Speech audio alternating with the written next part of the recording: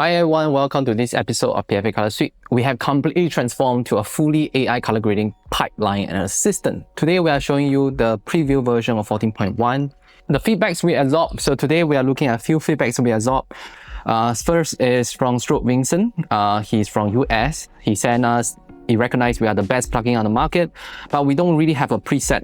He mean the film stock film print emulations. So your point recognized, and you know how much I hate LUTs. So we are building a 32-bit float mathematical conversion from digital video to film print. You're gonna see it later, all right?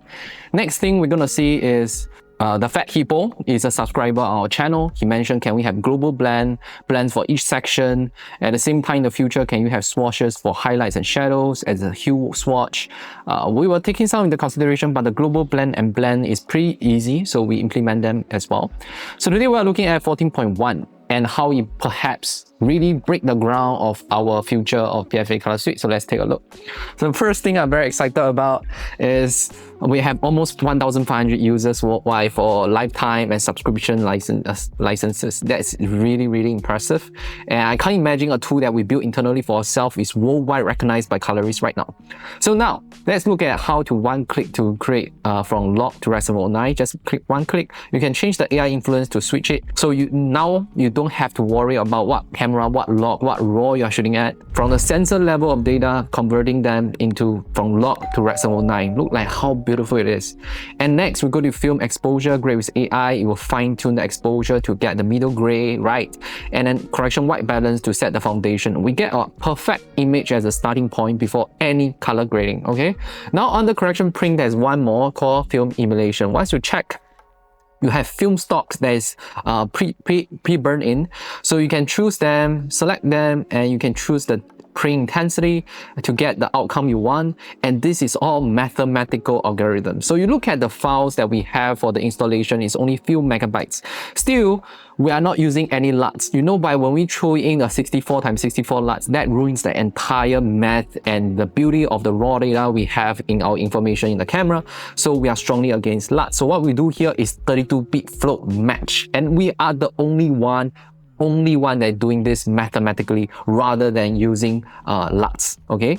So we can choose a foundation. Let's see what works best with this format. I think the codec 43A6 does a good job. So we can use that on foundation, and we have subtracted density to add more denseness in the color. So officially, we have converted a log format into a film print in a sense. So we have the group strength right now for every single parameter that you can adjust the strength from the feedback of our users. And we have a master control to control every single result from our tools. So I hope that answers our doubt. The reason why we grow so fast is we really listen and we do our very best to make a dream come true. Okay. Next, we look at film tonal curve. We can increase the curve overlay. We can increase the black point, and we can increase the shadow softness, and this instant give the film print texture. So you see why we are laying out things in this way. So you set a print, get a very nice foundation. Now we go to primary color grading, where we're setting the tonal curve and setting the spectral contrast. Spectral contrast, in other words, is, you know, we mentioned that correction log stripping away all the manufacturer saturation. So here it adds the sensor level or RGB channel saturation right in. So this is something that no one else does in the world right now as well. Look at just one small tweak and adjustment, how much vibrance naturally introduced to the image. It's so natural, it's so gorgeous. And look at how it introduces absolutely zero noise to the image at all. In fact, it helps to resolve the noise that hidden previously available in the shadows. So that's how crazy it is. And we can increase the green contrast and blue contrast. Actually, by this step, you can say you are done with the color grade. There are 10 more tools for you to explore. But any correction, you are done. You have a very nice deliverable foundation. Next is really about the primary, secondary saturations. So primary color grading, when it comes to split tone, we can use the shadow split, and we can introduce 360 degrees hue. Then what color do we really want to apply to the shadow, etc. So you can totally don't use this at all, but it's a way to set the foundation. You know what you are doing. Next, secondary color grading is all about swapping colors. So here with color swap, you can grade with AI, it will create a relatively good result. But if you don't like what it does, you can reset it and do it yourself.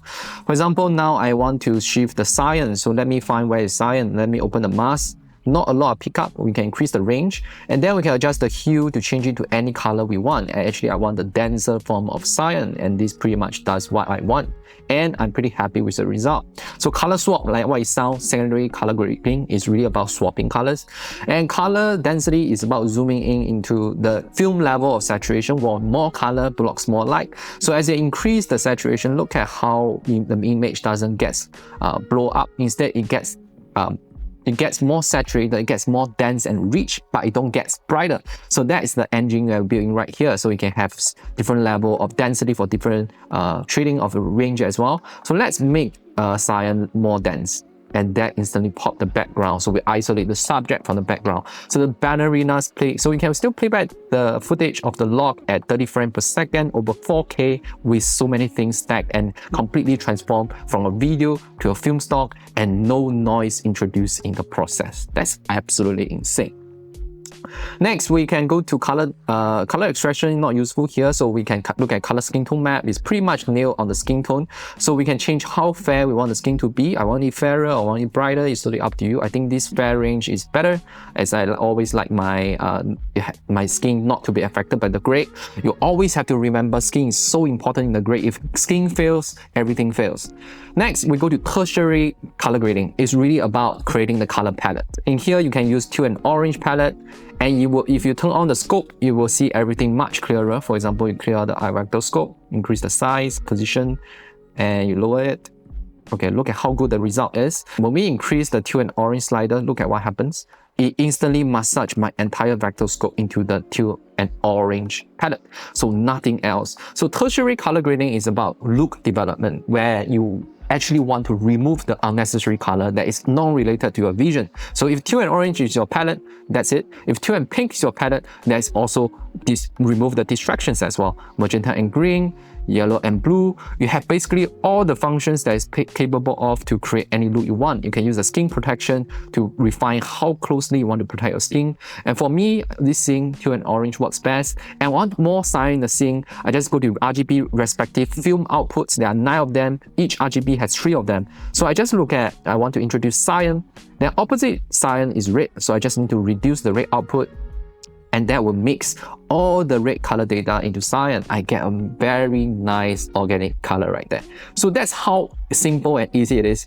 And if you go down fill texture, if you want to create those swirly bokeh result, I can increase the bokeh amount, reduce swirly bokeh area. Look at how organic is the swirly bokeh applied, as if it's really Pro Mist plus Vaseline on your lens, right? Look at how gorgeous this rotation swirly bokeh is. But of course, we don't want to go to that extent. Now, to prove my point how well it works, let's go to CinePalette AI. I show you something. Let's clear the training data. I can, based on what I grade here, do an AI training. It saves 1 sample. Now I go to the next shot. So I could do the same thing. I go to correction log. Always do your foundation manually so you get the result you want. And correction white balance. Look at how nice it balances out the full shot. I want delogify to be strengthened. Exposure to be balanced. Now is a perfect starting point. Then I click generate look. It will use what I have done previously to generate a look that based on the learning it has conducted. And look at how well everything is being executed. And at the same time, I can go to correction print. Now I can choose a film print style I want, exactly the same way I use 5386, and I can do the print intensity. I can expect the subtractive density. Look at how this image turns out to be. This is before, this is after. And to prove how well the grade works, we can copy this. For example, we go to the next shot, paste. Look at how everything is translated almost perfectly, and the grade is so nicely done. Let's turn on the Squirrely Bokeh. It's a bit straining on the GPU. So look at how well this entire shot is. It's amazing, right? So we can copy this. Let's try another thing. What if on a shot that is completely different person, different scene, how well the 32-bit math stay? Look at how good it is, all right? But the foundation, of course, we need to change the log exposure, increase a bit, lower the delogify, and we just need to filter this to foundation, and we get a pretty much nice result right there. Right? The before and after. That's amazing. You can copy and paste to another shot. It will be exactly working flawlessly. And that's what we're talking about. The future of color grading or one-click AI color grading is here. For example, you don't like this look, just go to generate look. You can filter through all the options you have done previously. Look at how well it learns, all right? And it just adapts, yeah. So that's how crazy this tool is. So I hope by now you understand how powerful PFA Color Suite is and how dedicated we are in listening to our users. We grow so fast tremendously because we listen, full stop. And we implement changes every single month, hearing voices, and we implement them.